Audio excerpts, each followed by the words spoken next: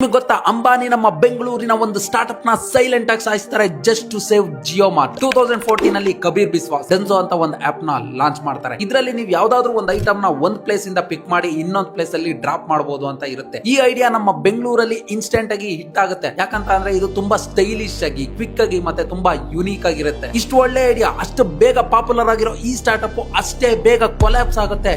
ಯಾಕೆ? ಇದು day 9 of flop logic from ಮಾರ್ಕಿ ವಿಚಾರ ಫೈಲ್ಸ್. ಇವ್ರು ಮಾಡಿರೋ ಮಿಸ್ಟೇಕ್ಸ್ ಒಂದೊಂದೇ ಹೇಳ್ತೀನಿ, ಕೇಳಿಸ್ಕೊಳ್ಳಿ. ಫಸ್ಟ್ ಮಿಸ್ಟೇಕ್, 2021 ನಲ್ಲಿ ಇವರು 10 ಮಿನಿಟ್ಸ್ ಗ್ರೋಸರಿ ಡೆಲಿವರಿ ಮಾರ್ಕೆಟ್ ಗೆ ಎಂಟರ್ ಆಗ್ತಾರೆ. ಯಾಕಂದ್ರೆ ಇವ್ರ ಹತ್ರ ಆಲ್ರೆಡಿ 40,000 ಗಿಂತ ಜಾಸ್ತಿ ಡೆಲಿವರಿ ಪಾರ್ಟ್ನರ್ಸ್ ಇರ್ತಾರೆ. ಇದು ನಮಗೆ ತುಂಬಾ ಈಸಿ ಆಗುತ್ತೆ ಅಂತ ಅನ್ಕೊಂತಾರೆ. ಬಟ್ ಅದೇ ಅವ್ರು ಮಾಡಿರೋ ದೊಡ್ಡ ಮಿಸ್ಟೇಕ್. ಯಾಕಂತ ಅಂದ್ರೆ ಇದನ್ನ ಅವ್ರು ಸ್ಟಾರ್ಟ್ ಮಾಡಬೇಕು ಅಂತ ಅಂದ್ರೆ ಇವ್ರಿಗೆ ಡಾರ್ಕ್ ಸ್ಟೋರ್ಸ್ ಅಥವಾ ವೇರ್ ಹೌಸಸ್ ಮೇಲೆ ಇನ್ವೆಸ್ಟ್ ಮಾಡಬೇಕಾಗಿರೋ ಪರಿಸ್ಥಿತಿ ಬರುತ್ತೆ. ಅಂಡ್ ಅಷ್ಟೇ ಅಲ್ಲದೆ ಆ ಟೈಮ್ ಅಲ್ಲಿ ಈ ಮಾರ್ಕೆಟ್ ಅಲ್ಲಿ ಜೈಂಟ್ಸ್ ಅಂತ ಅನಿಸ್ಕೊಂತ ಇದ್ದ ಸ್ವಿಗ್ಗಿ, ಇನ್ಸ್ಟಾಮಾರ್ಟ್ ಮತ್ತೆ ಬ್ಲಿಂಕಿಟ್ ಜೊತೆ ವಾರಿಗಿಳಿತಾರೆ. ಇವ್ರು ಇದನ್ನ ಇಲ್ಲಿಗೆ ನಿಲ್ಲಿಸ್ತಾರೆ ಅಂತ ಅನ್ಕೊಂಡ್ರೆ ಇದನ್ನ ಅಲ್ಲಿಗೆ ನಿಲ್ಲಿಸ್ದಲೆ ನೆಕ್ಸ್ಟ್ ಇನ್ನೂ ಒಂದು ದೊಡ್ಡ ಮಿಸ್ಟೇಕ್ ಮಾಡ್ತಾರೆ. ಅದೇನಂತ ಅಂದ್ರೆ ರಿಲಯನ್ಸ್ ಹತ್ರ ಹೋಗಿ $200 ಮಿಲಿಯನ್ ನ ಫಂಡ್ ರೈಸ್ ಮಾಡ್ತಾರೆ. ಇನ್ ರಿಟರ್ನ್ ಅವ್ರಿಗೆ ಸ್ಟೇಕ್ ಮತ್ತೆ ವೀಟೋ ಪವರ್ ನ ಕೊಡ್ತಾರೆ ಆನ್ ಫ್ಯೂಚರ್ ಡಿಸಿಷನ್. ಅದಾಗಿ ಸ್ವಲ್ಪ ದಿನ ಆದ್ಮೇಲೆ ಇವ್ರಿಗೆ ಮತ್ತೆ ಫಂಡ್ ಕ್ರಂಚ್ ಸ್ಟಾರ್ಟ್ ಆಗುತ್ತೆ. ಅವಾಗ ಇವರು ಮತ್ತೆ ಫಂಡ್ ರೈಸ್ ಮಾಡೋದಕ್ಕೆ ಟ್ರೈ ಮಾಡ್ತಾರೆ. ಬಟ್ ರಿಲಯನ್ಸ್ ಬಗ್ಗೆ ಎಲ್ಲರಿಗೂ ಗೊತ್ತಿರೋ ವಿಷಯ, ಅವ್ರ ಹತ್ರ ಈ ವೀಟೋ ಪವರ್ ನ ಯೂಸ್ ಮಾಡ್ಕೊಂಡು ಅವರು ಯಾರ ಹತ್ರನೂ ಫಂಡ್ ರೈಸ್ ಮಾಡಕ್ ಆಗದೆ ಇರೋ ತರ ಮಾಡ್ತಾರೆ. ಸೊ ಫೈನಲಿ ಅವ್ರ ಹತ್ರ ಈಗ ಕ್ಯಾಶ್ ಇಲ್ಲ ಅಂಡ್ ರನ್ವೇ ಕೂಡ ಇಲ್ಲ, ಕೊಲ್ಯಾಪ್ಸ್ ಆಗುತ್ತೆ. ನಿಮಗೆ ಈಗ ನೆಕ್ಸ್ಟ್ ಯಾವ ಫ್ಲಾಪ್ ಸ್ಟೋರಿ ಬೇಕು